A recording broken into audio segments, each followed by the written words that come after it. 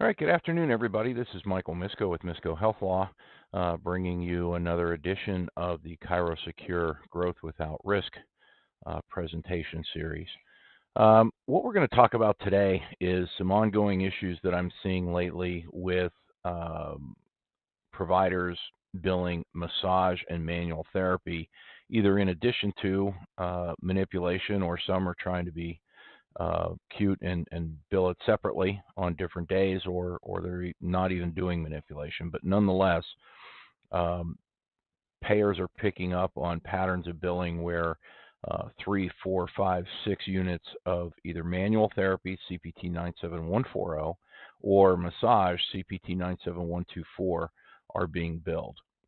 And they have a couple of issues with massage, and my longstanding position on use of massage therapists is, keep that cash because payers, really don't like it. I've done hundreds of post-payment cases with over massage therapy, and they're very difficult to negotiate uber favorable settlements. And when I say, very favorable, I'm talking 5, 10 cents on the dollar. These ones usually go 50, 70 cents on the dollar in settlement, which means if you're looking at several years worth of liability, the numbers can get really enormous. So the first thing, uh, or the first problem that many payers have with either massage or manual therapy is the presumption that it bundles with manipulation.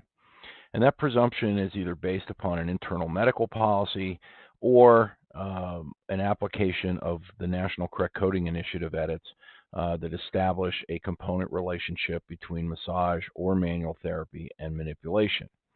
If you're trying to do both massage and manual therapy on the same date, one excludes the other, so that creates a problem there. So with respect to this particular bundling issue, if massage or manual therapy is performed in the same body region, generally is how they interpret the CCI edit or how they write their policy, meaning, if you were doing, let's say, trigger point therapy techniques in the mid trapezius and you're manipulating the cervical spine, they would consider that in the same body region and they would bundle it. Now, under the NCCI rules, technically that wouldn't bundle, for a very long, detailed explanation as to why. But just understand, technical coding issues notwithstanding, relating to the modifier 59, payers are going to take the position that those services bundle, usually. The second problem that many payers have, and I'm experiencing this out in Michigan right now. I have a number of cases there where providers are getting challenged for their manual therapy billing or massage billing on the basis of delegation. Now, this becomes a very difficult argument. There's a fundamental Incident to rule that allows physicians or other qualified healthcare practitioners to delegate either certain elements of a service or the entire service to a qualified auxiliary person who can be anyone from an assistant to another physician. It has some very sticky components to the rule, and that establishes the presumption or the fundamental premise by which payers will pay something billed under the physician, even though the physician either didn't do all of the service or didn't maybe do any of the service. So, for example, consider the technical component of an MRI, for example. Nobody believes that the radiologist was in there running the MRI machine. So the entirety of the technical component is delegated to a technician, and that's permissible under what's generally called the Incident to rule. Now, many payers adopt versions of the Incident to rule or don't adopt versions of the Incident to rule, but when we're talking about licensed massage therapists, we have to understand or evaluate what capacity the massage therapist is functioning in.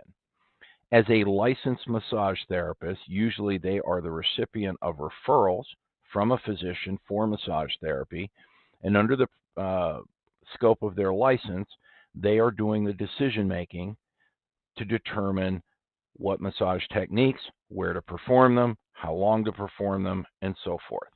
Usually they have an independent documentation obligation under their license, and those would be licensed massage therapist services. As a delegated service, however, their license really doesn't matter other than to establish that they're qualified to perform the techniques that you're delegating to them. So in a delegated scenario, the physician has to detail what techniques, where the service is to be performed, how long it's to be performed in detail, removing all decision making from the massage therapist. And then the massage therapist simply, to the extent that they have a documentation obligation, merely documents performance of the manual therapy or massage service as ordered for fill in the blank minutes. What messes up a delegation argument is when the massage therapist acts like a massage therapist, meaning they start writing soap notes and they're doing decision making, and look, they're qualified to do it, but in a delegation scenario, all the decision making consistent with the fundamental requirements of the Incident to rule have to be performed by the physician. So you have to specifically order them what to do, where to do it, and how long to do it. Now, that brings in some issues.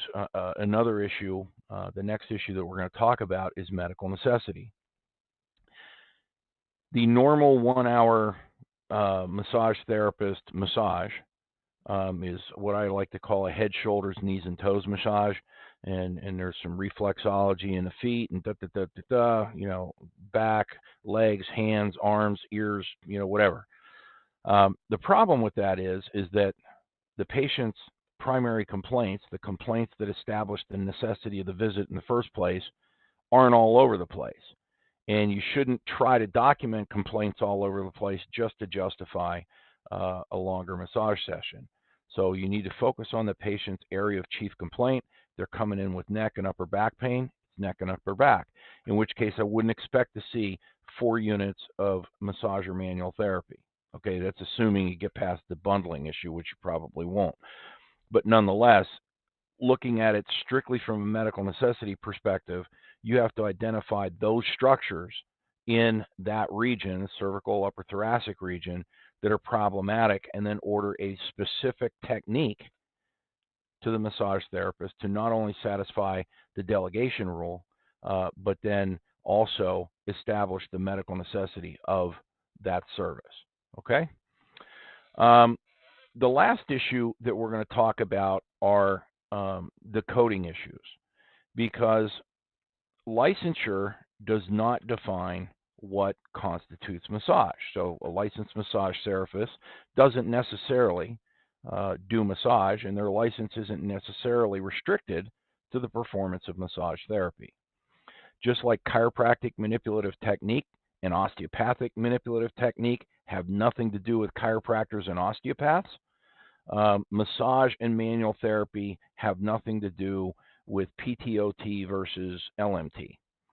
So when you look at the definitions, and there's another very long explanation for this delineation, but I'll try to concatenate it into 30 seconds.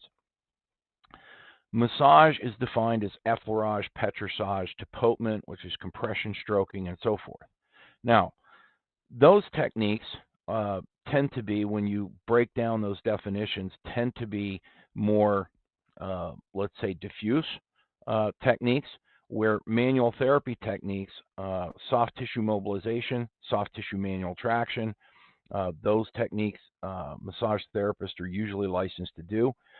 Their license usually stops short of joint mobilization, manual traction of joints.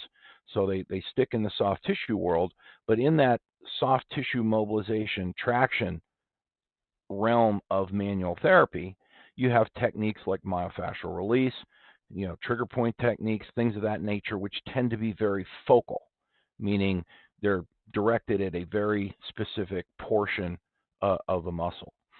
So from that perspective, when you really study deep into the coding rules and the background and where these codes came from and all of that, which I of course have done, there is a difference, and it doesn't have anything to do with LMTs and PTs, OTs, or DCs. So when the coding of it, I don't have a problem with coding manual therapy or massage therapist services properly delegated as manual therapy under the chiropractor, uh, assuming we get past the bundling issue. Uh, but the documentation has to demonstrate that it was actually a manual therapy technique or a lymph drainage technique, and not, a more general effleurage, petrissage um, type technique that is consistent with the definition of massage. So, your biggest problem in the end, especially when you're billing 4 units and you're consistently billing 4 units, payers are looking at that as a, you know, uh, 1 hour comfort massage, and not medically necessary. So that's going to be the first problem. Delegation's usually the second. Sometimes there's coding issues, and then eventually they're going to get to the bundling issue. Now, up in Michigan, they're not raising the bundling issue because they don't really think they need to go there. They're really hung up on the delegation, and unfortunately, most of the records that I'm looking at, it's just the patients getting massage, and who's deciding what kind of massage to give? Well, it isn't the chiropractor, and that eviscerates the doctor's ability to bill those services legitimately under his or her name and NPI on the claim, and it's given the payer a justifiable argument as to why they get the money back. Their fallback, of course, because it's 4 units, 5 units, 6 units, is going to be medical necessity, and they're going to win that one too. And if they really, really need to then, drill down and go after the services that were performed in the same region as manipulation, then they have the bundling argument. Now, for one last point, for the docs that think they're being smart, but we're going to manipulate on this day and we're going to do massage manual therapy on this day, and we're going to break it apart by day so it doesn't bundle. Understand that with most commercial payers that you contract with, also Medicare, although the issue doesn't arise there, is that part of medical necessity means you're rendering care in the most cost efficient manner. Um, so, and that's not the most cost efficient way to do it. The most cost efficient way to do it is to do it on the same day and let it bundle. And I realize that doesn't get you paid, but that's exactly the point. They're trying to save money. You signed the contract, and that's what you agreed to. So, be wary of that as well. Short and to the point, uh, billing for massage therapists is death on a stick. It's probably the number one thing that payers go after, in addition to some of the code pairs that we discussed either last month or the month before. But this is one of the code pairs that they really target: CMT, manual therapy, or CMT and massage, or massage and manual therapy, God forbid, on the same date. If you're billing a lot of massage and manual therapy in addition to your manip, you can count the days until somebody sends you a letter requesting records or wanting money back. And depending on how well you're documenting your delegations, whether you're staying, how many units you're billing, whether you're staying focal to the area of complaint, all of those things will make, let's say, a better argument for negotiating a more favorable settlement. That's all we have time for today. I appreciate your attention. Hope this was informative and helpful, and we'll see you next time.